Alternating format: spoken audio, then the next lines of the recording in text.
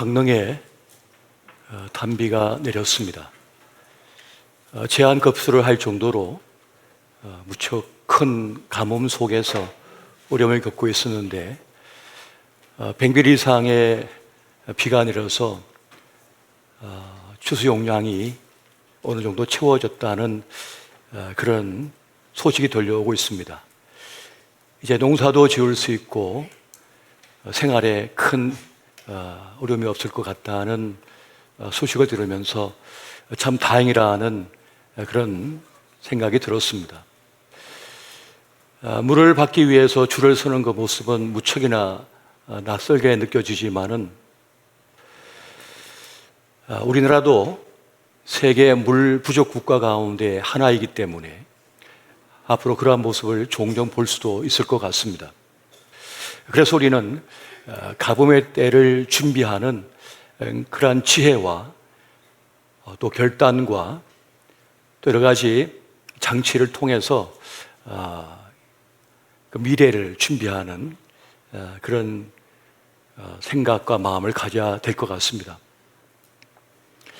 텍사스에 가보면 거기는 사막지대인데 물을 마음껏 쓰고 꽃이 자라고 나무가 자라는 그런 풍경을 봅니다. 그 이유는 거대한 지하 안반이 있고 또 그 밑에 호수가 있다고 합니다. 그래서 비가 많이 내릴 때에는 그 물들이 그 지하로 흘러 들어갈 수 있는 통로를 아주 크게 만들어 놓은 것을 본 적이 있습니다. 그러니까 그러한 가뭄의 때를 이 사막 지역에서도 이미 대비하고 있는 모습을 보면서 우리 또한 과거만 생각하지 말고 앞으로 미래의 위기를 준비하는 그런 지혜가 필요하지 않을까 하는 생각을 가지게 됩니다. 어두운 날 본 모든 것은 어둡다라는 말이 있습니다. 내 마음이 어두우면 세상 모든 것이 어둡게 보이는 겁니다. 사람도 어둡게 보이고 일도 어둡게 보입니다. 또 세상이 어두우면 모든 것이 또 어둡게 보이는 그런 것을 우리가 경험하게 됩니다. 실상은 어둡지 않은데 어둡게 보는 이유는 어둠 속에 있든지 내 마음이 어둡기 때문이라는 것입니다. 세상은 원래 흑백인 적이 없지요. 다 각양각색의 천연색이었습니다. 단지 흑백 카메라로 사진을 찍었을 뿐인 겁니다.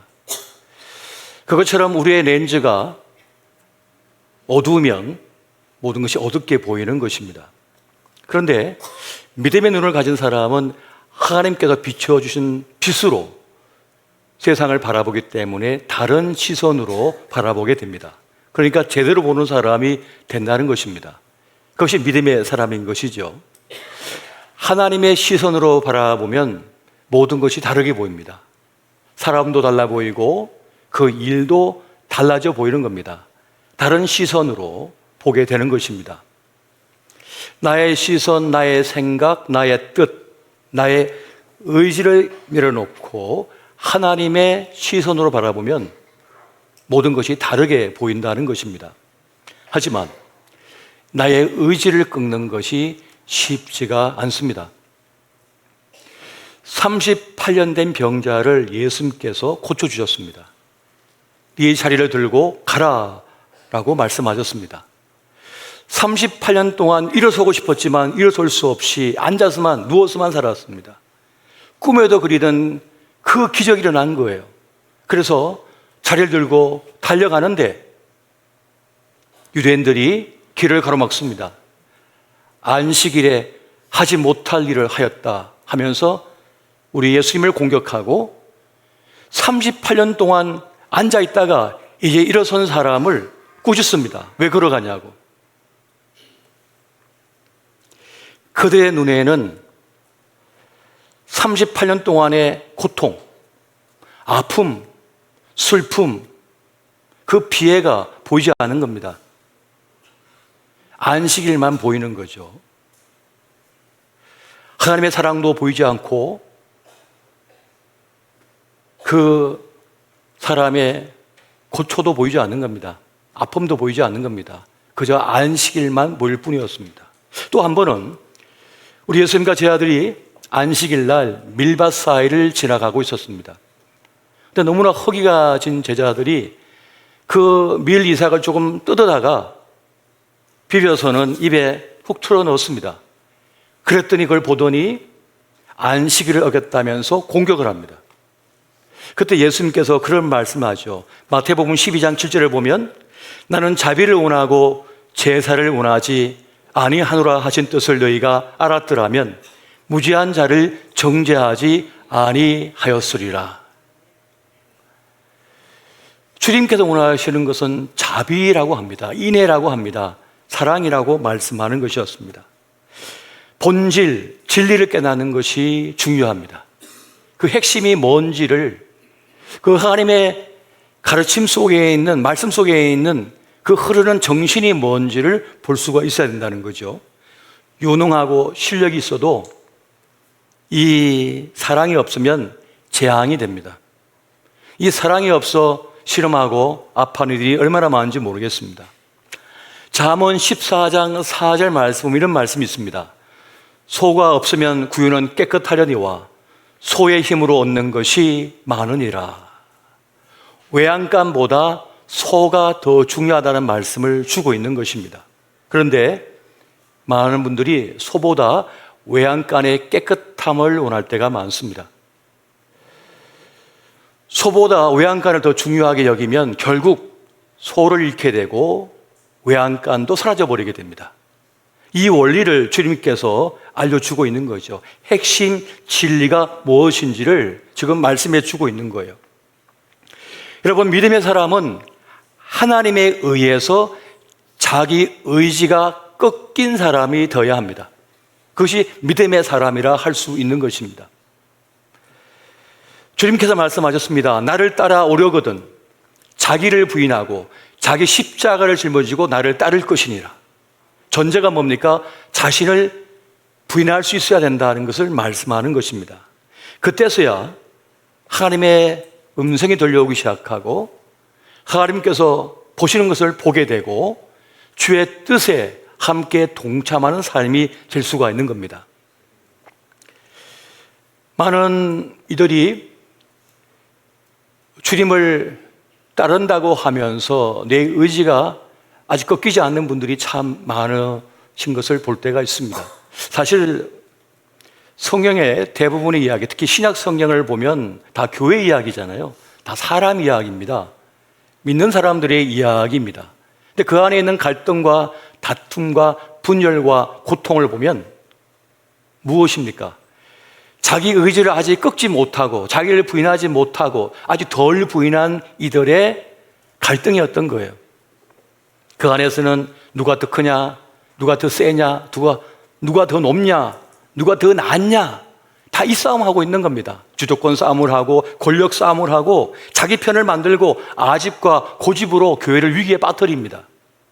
연약한 모습인 거죠. 아직 자신을 덜 부인하고 자기 의지를 꺾지 못한 이들의 모습을 우리가 보는 겁니다. 베드로가 되고 바울이 될 수 있었던 것은 자기 부인이 되어졌기 때문이었습니다. 예수님을 죽기까지 이르겠다고 호언장담했던 베드로는 그 중요한 순간에 3번이나 주님을 부인하고 저주까지 하면서 도망쳐 버렸습니다. 나중에 이 사실을 안 사람들이 베드로를 어떻게 봤을까요? 예수님의 오른팔이라고 하지 않느냐, 수지자라고 하지 않았느냐, 그런데 배신을 해? 이것 때문에 베드로는 평생 한이 됐을 겁니다.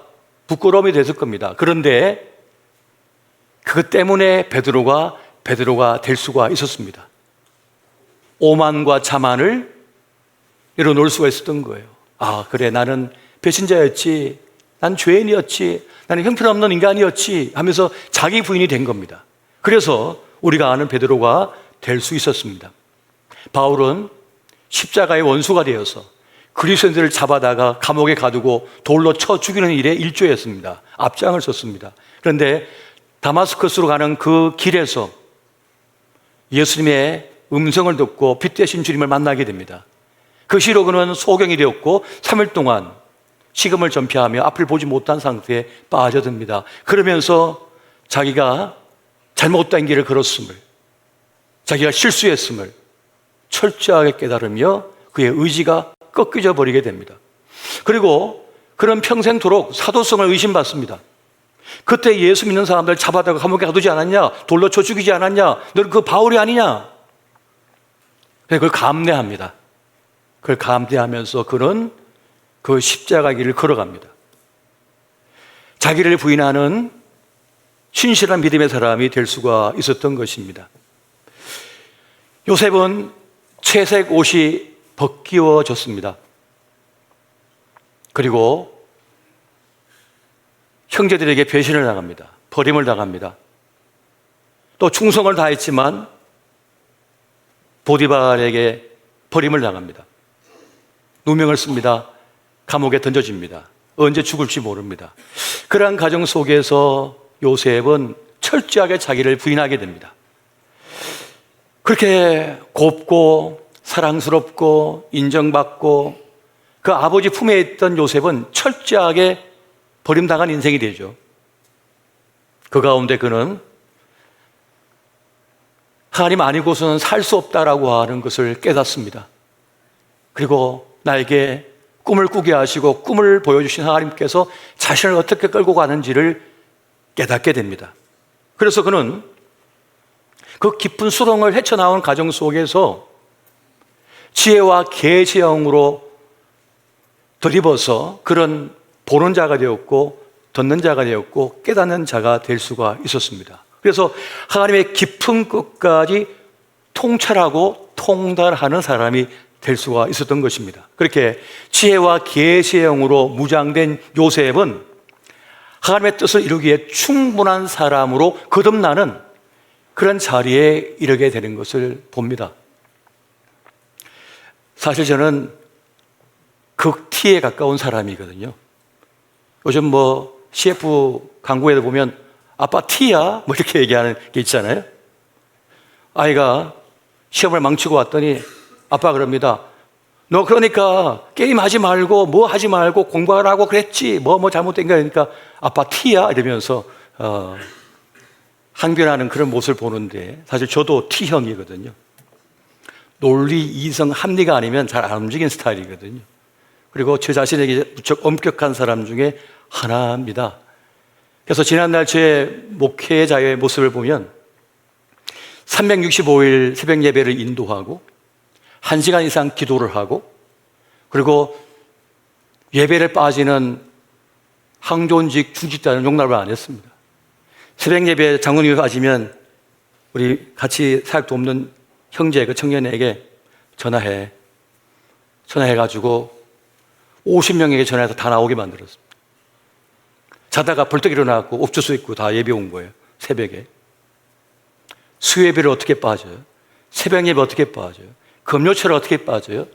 주일 1부, 2부, 주일 저녁 예배 어떻게 빠지냐고. 추석 체크 다 하고 그랬습니다. 조종사들이 건종차고 제일 이른 아침에 출근해야 되거든요. 조종사도 예의 없습니다. 다 새벽 예배 나오세요. 다 건총차고 조정복 입고 그리고는 새벽 예배 와서 그 겨울에 새벽 예배를 드리고 그리고 이제 부대 출근을 하는 거예요. 그러다 보니까 그 있어야 될 시간에 못 있잖아요. 그 비행 전대장님이 그 대령분이 저에게 전화했어요. 목사님, 조종사 좀 빼주시면 안 됩니까? 안 되죠. 뺄 수 없습니다. 이 두 부류가 이제 갈등에 빠진 거예요. 어떻게 되냐? 목사님 말씀드려야 되냐? 군대 말 드려야 되냐? 제가 그러면 조금 늦게 출근하는 걸 용납하든지 아니면 일주일에 몇 번 나오는 것까지만 허용하든지 그래서 제가 그러면 월요일 날만 참석하고 하수목금은 제가 이해해 드리겠습니다 해가지고 그렇게 한 적도 있었고요. 그랬더니 저 공군본부에서 군종감님이 전화하신 거예요. 최 목사 좀 살살해. 너무 세대. 그런데 그러다가 제가 쓰러졌거든요. 너무 과로해가지고. 저에게 철저하고 다른 사람에게도 엄격하고 철저하게 하고. 그러다가 제가 미국 유학을 갔는데 가보니까 이 미국 교회는 새벽 예배가 없는 거예요. 가려고 그랬더니.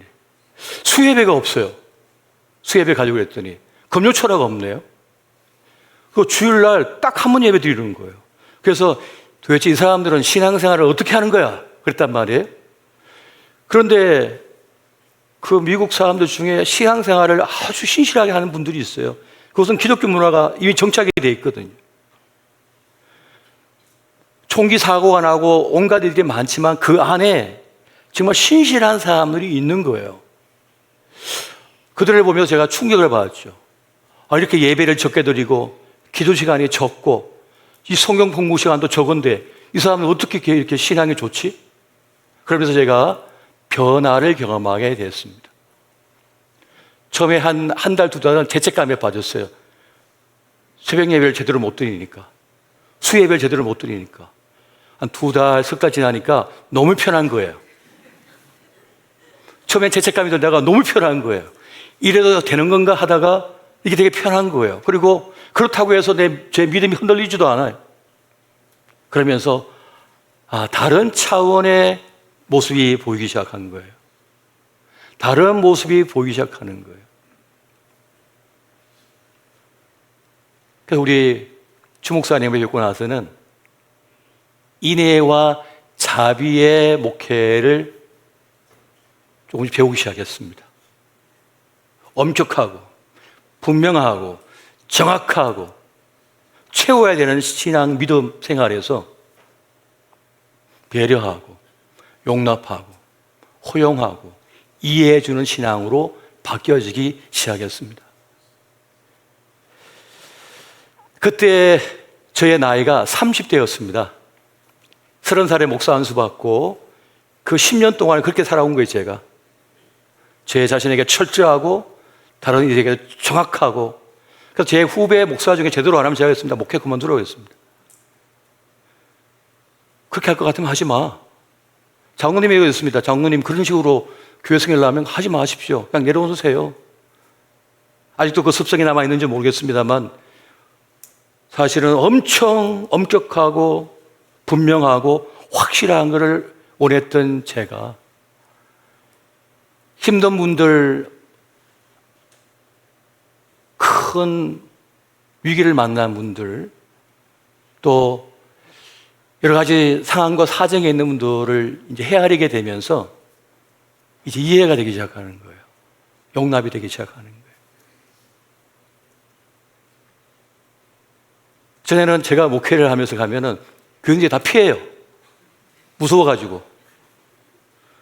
뭐 심판하는 것도 아닌데 다 피해요. 왜냐하면 죄책감 같은 게 있나 봐요. 저를 만나면. 근데 요즘은 제가 가면 제 손을 잡으려고 그러고 막 이렇게 안기려고 하셔갖고 제가 워워 막 이렇게 하거든요. 남자들은 괜찮은데 여성분들은 좀 바뀌었나 봐요, 제가. 제 아내도 저를 보면서 옛날 같지 않네. 옛날하고 좀 다르다는 얘기를 좀 하더라고요. 그렇습니다. 내 의와 내 의지와 내 생각, 내 뜻이 전부였을 때는 다 볼 수가 없던 거죠. 보고 싶은 것만 보는 거죠. 보고 싶은 것만. 그런데 시간이 거듭되면서 내 의지가 꺾이고 부인하게 되니까 이제 주님의 마음으로, 주님의 시선으로 바라보는 방향으로 바뀌어진 것을 봅니다. 제가 예배 새벽 예배 안 왔다고 전화 안 하잖아요. 많이 바뀌었죠. 그렇습니다. 여러분, 귓가에 들리는 매미 소리가 귀뚜라미 소리로 바뀌어지고 있습니다. 말씀의 계절인 가을을 우리가 맞이했습니다. 그런데 성경을 읽는 것은 두려운 일입니다. 우리가 성경을 진짜 읽게 되면 그 봉인되어졌던 진리, 그 성경을 간통하고 있는 하나님의 정신, 하나님의 진리를 깨달아 버립니다. 그것에 내가 사로잡혀 버립니다. 그러면 그 말씀에 의하여 내 삶의 변혁이 일어납니다. 태도가 바뀌고요, 생각이 바뀌고요, 보는 것이 달라져 버려요. 덜 잃은 것도 달라지는 것을 경험하게 됩니다. 히브리서 4장 12절과 13절은 이것을 가장 잘 알려주고 있는 성경 구절이 됩니다. 이 말씀을 함께 보겠습니다. 자, 시작. 하나님의 말씀은 살아있고 활력이 있어 좌우의 날선 어떤 것보다도 예리하여 혼과 영과 및 관절과 골수를 찔러 쪼개기까지 하며 또 마음의 생각과 뜻을 판단하니 지으신 것이 하나도 그 앞에 나타나지 않음이 없고 우리의 결산을 받으실 이의 눈앞에 만문이 벌거벗은 것 같이 드러나느니라. 아멘. 만물이 벌거벗은 것처럼 드러난다라고 말씀을 합니다. 우리가 주의 말씀에 사로잡히게 되면, 말씀이 내 안에 들어와 버리면 우리의 눈이 밝아져 버리죠. 주님께서 조명하여 주신 것을 그 빛을 통하여 보게 되니까요. 그러면서 실체가 보이는 겁니다. 그분의 마음이 보이는 겁니다. 아픔이 보이는 겁니다. 슬픔이, 눈물이 보이는 거예요. 그러면 이제 나도 같이 우는 자가 됩니다. 함께 아파하는 사람이 될 수가 있는 거예요. 그렇게 하나님의 심정에 깊이 연결된 사람이 되어버리는 것입니다. 우리가 읽고 있는, 또 배우고 있는 이 말씀을 통해서 우리는 우리 삶의 존재와 의미, 가치를 깨닫게 됩니다. 그리고 그것을 깨닫게 되어버립니다. 알게 됩니다. 내 삶의 의미와 목적을 아는 사람만큼 행복한 사람도 없습니다. 이런 사람은 아주 삶이 겸허하고 담담하며 당당합니다. 여러분, 하나님이 요셉을 애굽에 보낸 이유는 명백합니다. 그것은 생명을 살리기 위함이었습니다. 생명을 살리기 위해서 그 많은 과정을 거쳐서 드디어 요셉을 역사의 전면에 세우신 겁니다. 오직 한 가지, 생명을 살리기 위하여. 우리의 부르심도 다르지 않습니다. 우리의 부르심이 생명을 살리기 위함임을 여러분 기억하시기 바랍니다. 한번 따라해 보십시오. 나 있음은, 나를 향한 부르심은 생명을 살리기 위함이다. 건물주 되기 위해서가 아닙니다. 큰 권력을 가지기 위함도 아닙니다. 큰 부자가 되는 것도 아닙니다. 생명을 살리는 그 일을 위하여 하나님께서 우리를 부르셨고 이 땅에 보내신 겁니다. 우리가 이 자리에 있음도 생명을 살리기 위한 것을 여러분 믿으시기 바랍니다. 그 때문에 부르신 겁니다. 내가 너에게 물질을 줄 이유가 뭐냐? 내가 너에게 건강을 줄 이유가 뭐냐? 내가 너에게 지혜를 줄 이유가 뭐냐? 내가 너에게 명성과 권력을 줄 이유가 뭐냐? 너에게 물질을 줄 이유가 뭐냐? 성공을 줄 이유가 뭐냐라고 주님께서 물으신다면 그 답은 생명을 살리기 위함이라는 겁니다. 이것이 정답이 되고 있는 것이에요. 여러분, 하나님께서는 사람 속에 깃든 영광을 보시는 분이십니다. 그 가능성을 보시는 분이 하나님이신 거예요. 아버지 야곱의 눈에는 이 요셉은 그저 의미 없이 자란 불쌍한 아이입니다. 엄마 사랑도 제대로 못 받고 자란 아이라고 늘 여겨서 불쌍히 여겼습니다. 이 백성들 눈에는 그저 경쟁자며 천덕꾸리처럼 보였습니다. 방해꾼처럼 보여졌습니다. 보디발 눈에는 그저 이용해 먹기 좋은 일꾼에 불과했습니다. 종에 불과했습니다. 하지만 하나님께서는 요셉 안에 감추어져 있던 깃든 영광을 보셨습니다. 가능성을 보신 것이지요. 여러분, 5만 원권이 아무리 구겨져 있고 짓밟혀도 그 5만 원이라고 하는 가치는 떨어지지 않잖아요. 사라지지 않습니다. 요셉이 그렇게 던져지고 짓밟히고 더럽혀진 것 같았지만은 그 속에 깃든 영광을, 가치를 하나님께서는 보셨던 것입니다. 그것처럼 우리의 가능성, 우리 속에 깃들어 있는 영광을 하나님께서 보고 계심을 믿으시기 바랍니다. 저는 많은 청년들을 봅니다. 그리고 제 젊은 날 젊은이들과 함께 살았습니다. 동고동락을 했습니다. 그 많은 청년들과 함께 상담도 하고 같이 신앙생활 하면서 그 속에 있는 가능성을 볼 때가 참 많아요. 그런데 스스로를 잘 몰라요. 자기가 형편없다고 여겨요. 자기가 못났다고 여겨요. 자기는 아무것도 아니라고 여겨요. 그래서 너무 불쌍하더라고요. 그래서 제가 그 청년들을 만나면 너는 충분히 가능성이 있고 정말 괜찮은 사람이다. 스스로 자신을 비하하지 말라고 그렇게 많은 이야기를 해줍니다. 스스로를 깨닫지 못하고 있는 거예요. 세상이 입혀준 옷, 세상이 도장 찍어놓은 등급, 사람이 소고기입니까? 몇 등급이냐고 도장을 찍어주게. 우리의 가진 잣대는 너무나 부실한 거예요. 우리 가진 자는요 너무 부실한 거예요. 요거 가지고 자꾸만 재려고 그래요. 그 사람의 영혼의 크기를, 그 사람의 가능성을 지금 과거에 몇 점 맞은 거 가지고 그걸로 다 평가하려고 그래요. 너는 몇 점짜리라고. 범죄입니다. 근데 하나님께서는 그 속에 있는 것을 보게 만드시는 거죠. 깨닫게 만드시는 겁니다. 제가 목회자들을 많이 만들었습니다. 우리 청년들 가운데 지난 세월을 살아오면서 너는 정말 훌륭한 주의 종이 될 것 같아. 크게 쓰임 받을 거야. 누구도 자기에게 그런 얘기를 해준 적이 없는데, 준 적이 없는데 제가 그 얘기를 해주고. 그래서 목회자 길을 걷는 친구들이 많습니다. 저희 교회도 있고요. 여러분, 사람은 누구든지 소멸의 운명을 가지고 있습니다. 소멸합니다. 사라져버립니다.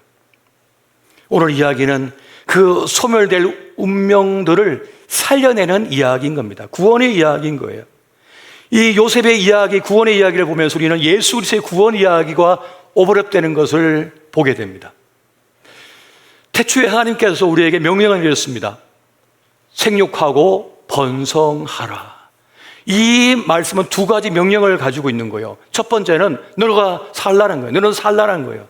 또 한 가지, 두 번째는 뭐냐면 그들도 살려내라는 것입니다. 너도 살고 그들도 살려내라가 생육하고 번성하라고 하는 뜻이 되고 있는 것입니다. 오늘 요셉은 그 명에 따라서 생명을 살리는 그 일, 그들을 살려내는 그 일을 위하여 부름 받았다고 하는 사실을 깨닫고 있었습니다. 여러분, 사람은요 풍요의 때에도, 성공의 때에도 망하고요, 기근의 때, 실패의 때에도 망합니다. 그 이유는 약하기 때문입니다. 그 성공을 지탱을 못하는 거예요. 그 부를 지탱을 못하는 거예요. 그 인기를 지탱을 못하는 거예요. 그 권력을 지탱을 못하는 거예요.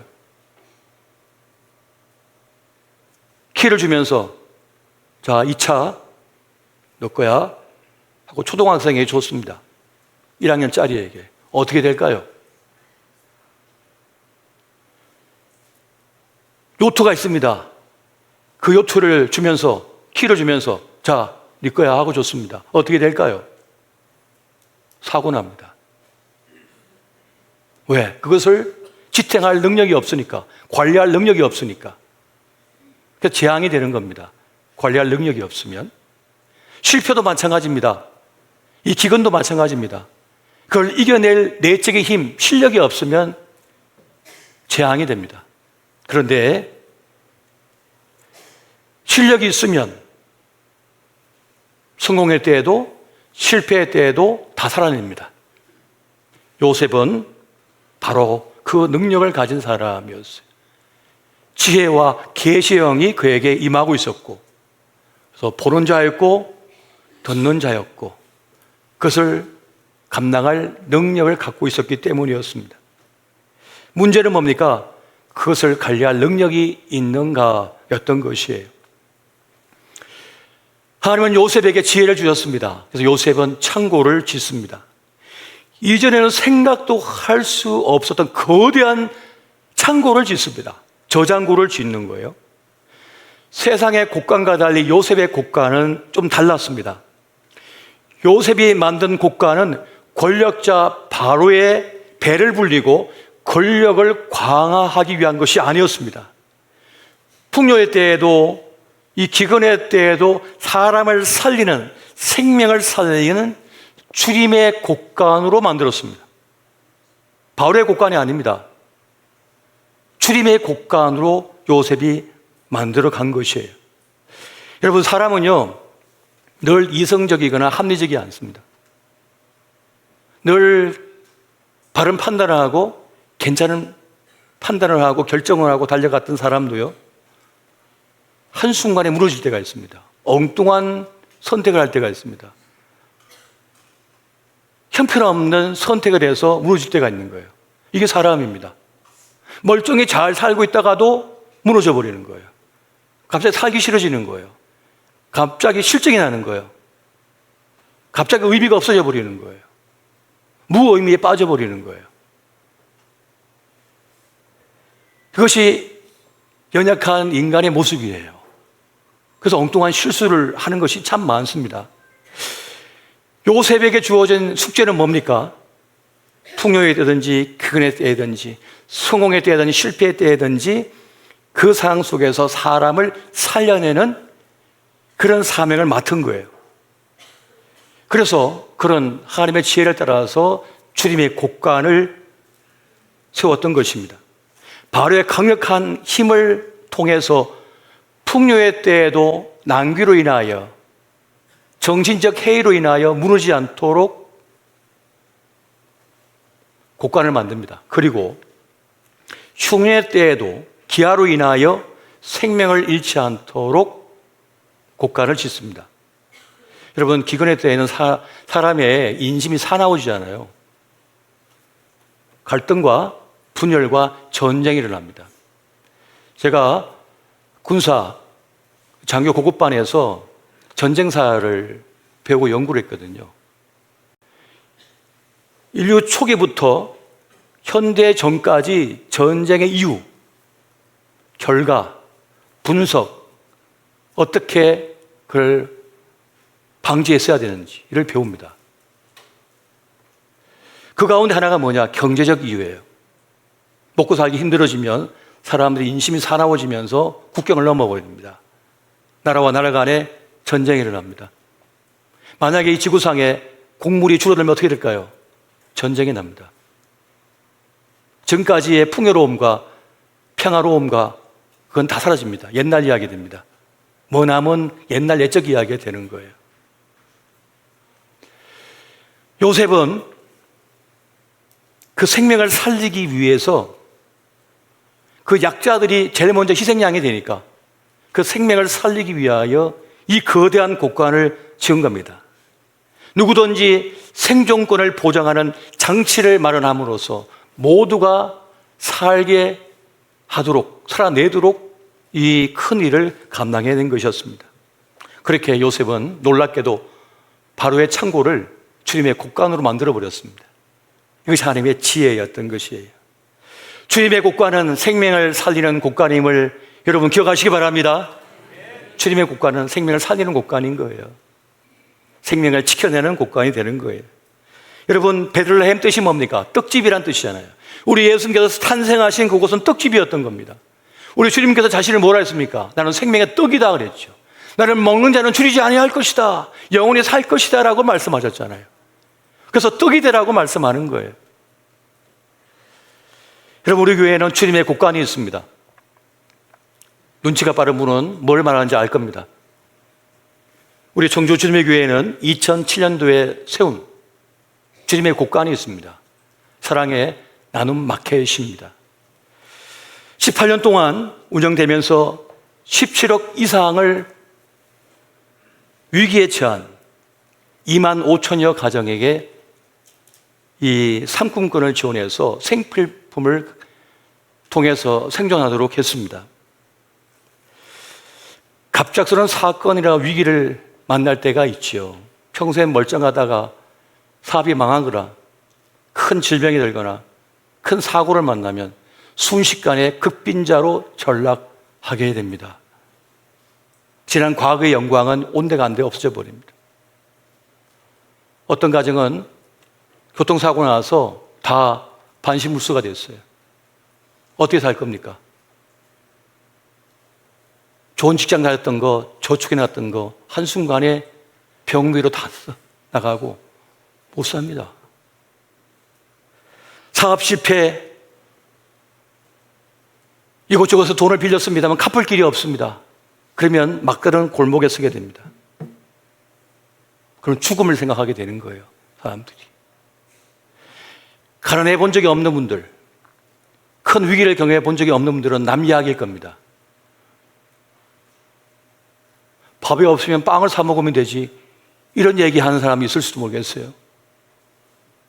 그러나 진짜 어려움을 당할 때가 있습니다. 주님께서는 이것을 말씀하는 거예요. 그러한 분들에게는 조금 내리는 보슬비도 생명의 젖줄처럼 여겨져요. 얼마나 귀한 것이 되는지 모릅니다. 저는 가끔씩 목회자는 가난해야 된다고 말하는 분들을 보면 어이가 없습니다. 그렇게 가난이 좋으면 먼저 가난해지시라고요. 가난해져가지고 한 3대까지 살아보십시오. 그리고 와서 할렐루야, 가난이 너무 좋아요. 그러면 다른 사람에게도 가난을 권유하십시오. 가난해지라고. 저는 가난해봤고 어려움을 당해봤기 때문에 압니다. 그것이 얼마나 힘든 줄을. 그래서 저는 우리 후배 목회자, 우리 전사님들, 우리 목사님들 잘해주고 싶어요. 그런 마음이 늘 있어요. 어려움을 당해봤기 때문입니다. 가난해보지 않은 분들은 모릅니다. 큰 질병을 당해보지 않은 분들은 모릅니다. 그러니까 주님은 아시는 거예요. 그 아픔을, 그 절실함을, 그 고통을. 오늘 죽을까? 내일 죽을까? 이런 마음 가진 분들을 안다고요, 주님께서는. 주님의 곳간이 생명의 곳간인 것을 여러분 결코 잊지 마시기 바랍니다. 살라, 그리고 그들도 살려내라가 주님의 명령이 되고 있는 것입니다. 시편 41편 1절 말씀만 보겠습니다. 같이 봅니다. 시작. 가난한 자를 보살피는 자에게 복이 있으며 재앙의 날에 여호와께서 그를 건지시로다. 아멘. 재앙의 날에 주님께서 건지실 이유가 가난한 자를 돌봤기 때문이라고까지 말씀하실 정도로 이 일이 매우 중요하다는 것을 말씀해 주고 있는 거예요. 성경의 모든 법은 살리는 쪽으로 설계되어져 있는 것을 보게 됩니다. 폐하법이 있습니다. 폐하법은 가을 추수 때에 그 자기 땅 모퉁이에 있는 벼이삭은 추수하지 않는 겁니다. 감나무가 있다면 감나무에 감을 안 따는 겁니다. 그 모퉁이에 있는 나무는요. 그리고 추수해서 이제 수레를 끌고 가다가 덜컹 하면서 쌀자루 하나가 떨어졌어요. 벼이삭 자루가 하나 떨어졌어. 그러면 그걸 안 줍는 겁니다. 아, 이건 주님의 뜻이다. 이 떨어진 벼이삭은 고아나 가부나 유리하는 백성 나그네들을 위하여 주님께서 주라는 뜻이다 하고 그냥 가버립니다. 주의 뜻에 맡기는 거죠. 이 피아법은 매우 큰 진리를 담고 있습니다. 그것은 무엇인가 하면 도움 받는 자의 자존심, 그 마음을 배려한 겁니다. 상처받지 않도록 하기 위하여. 우리는 당당하게 돕기를 원합니다. 자, 내가 주니까 받아. 주는 사람은 당당합니다. 멋있습니다. 근데 받는 분은요, 내가 전에는 잘 나갔었는데, 내가 힘 있었는데 지금은 내가 이 꼬라지가 됐구나. 수치스럽지 않겠어요? 나하고 나이가 동면된데 나는 받는 자고 그는 주는 자예요. 당당하게. 폐하법은 그걸 없앤 겁니다. 받는 자가 당당하게 그냥 가져가도 아무런 양심에 끄림이 없고 하나님의 은혜에 감사하고 그 남겨주신 사람들에게 고마운 마음으로 그것을 가져갑니다. 그렇게 주님께서 설계하신 거예요. 그렇게 돕는 거예요. 이것이 하나님의 인애와 자비의 정신입니다. 우리가 성경을 읽고 나가다 보면 인애와 자비의 정신을 만나게 됩니다. 그리고 그 시선으로 다른 분들을 바라보게 됩니다. 다르게 보이는 거예요. 그 사람이 다르게 느껴지게 되는 것입니다. 경주 채부잣집 이야기가 있습니다. 그걸 살펴보니까 17세기 채국선이라는 분 때부터 시작됐더라고요. 그러니까 1671년도 삼남 지역에 어마어마한 큰 흉년이 들었습니다. 그때 이 최국선이라고 하는 분이 마당에다가 엄청나게 큰 냄비를 만들어가지고 솥을 만들어서 죽을 끓이기 시작합니다. 그리고는 길거리에서 죽어가고 있는 사람들을 불러봅니다. 중복고 가라고. 그렇게 시작된 거예요. 그리고 집에다가 얘기해서 옷가지가 있으면 1000가지가 있으면 옷가지를 다 만들려고 합니다. 왜냐? 너무 헐벗은 분이 너무 많은 거예요. 그래서 옷을 해입히고 죽을 먹여서 사람들이 죽지 않도록 막았습니다. 그것을 계속했던 거예요. 그 집에 내려오는 육훈이라고 하는 것이 있더라고요. 6가지 교훈인데, 진사 이상의 벼슬을 하지 마라, 만석 이상의 재산을 모으지 말며, 만석이 넘으면 사회에 환원하라, 흉주에는 남의 땅을 사지 말며, 과객은 후히 대접하라, 며느리들은 시집 온 뒤에 3년 동안 무명옷을 입어라, 사방 백리 안에 굶어 죽는 사람이 없게 하라. 오렌 버핏이나 빌 게이츠 같은 사람들이 사회에 뭘 한다 그러고 기부한다 그러면 우리 이럽니다. 다 독점해갖고 부를 갖고 있으면서 쇼하는 거 아니야? 라고 하는 분이 있을지 모르겠어요. 그런데 부자 중에 일절 자선하지 않은 사람 많거든요. 일절 기부하지 않은 사람 많거든요. 자기 배만 불린 사람 많거든요. 그런데 그들 가운데서 그래도 사회적 책임을 방기하지 않고 다른 사람을 생각하는 그 자체만 본다면 훌륭하다 할 수가 있습니다. 여러분, 우리 마음 한켠에 주님의 곳간이 있어야 된다고 저는 믿습니다. 주님의 곳간을 품고 살아냈으면 좋겠습니다. 내가 먹을 때 못 먹는 누군가를 생각하고, 내가 잘 나갈 때 잘 나가지 못한 누군가를 배려하고 하는 그런 모습이 필요한 거예요. 저는 우리 교회가 참 좋습니다. 정말 훌륭하다고 저는 믿고 있습니다. 오늘 목사님 제게 그런 얘기합니다. 최 목사, 너무 좋은 차 타면 안 돼. 어디 모임 가서도 너무 얘기하지 마.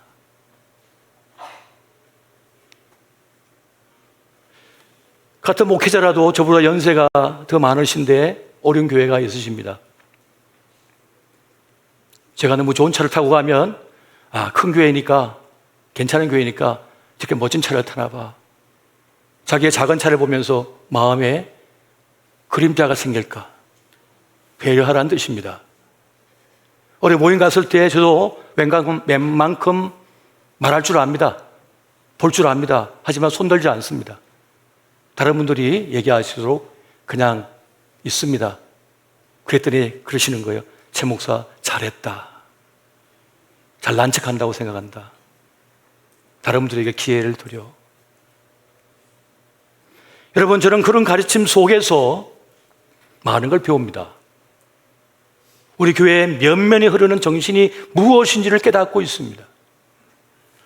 이 정신을 우리는 잃지 말아야 됩니다. 주님의 마음으로, 주님의 뜻으로 교회를 세워가며 이루어가야 한다는 사실을. 여러분, 저도 교회뿐만 아니라 다른 쪽으로 많은 좋은 일을 하려고 애를 쓰고 있습니다. 꼭 교회만이 아니더라도, 교회를 통하지 않고서라도. 그러나 교회를 통하여 그 일을 하고 싶을 때가 많습니다.